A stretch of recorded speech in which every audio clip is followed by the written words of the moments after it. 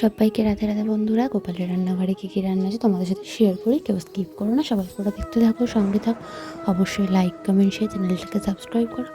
হ্যাঁ, আজকে একটু সেদ্ধই হয়েছে, তোমাদের সাথে শেয়ার করি।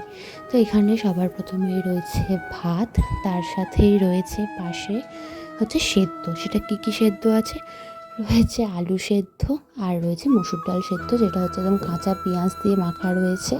আমার একটা পেঁয়াজ ছাড়া সরানো আছে, কারণ আমি পেঁয়াজ খাই না। এটা হচ্ছে ঢ্যাঁড়স আলু দিয়ে চিংড়ি মাছ দিয়ে একটা তরকারি, আর তার সাথেই হয়েছে ওদিকে রয়েছে ডিম সেদ্ধ, লঙ্কা তেল ভাজা, আর তার সাথে রয়েছে পমফ্রেট মাছ ভাজা। তো একদম সিম্পল রান্না।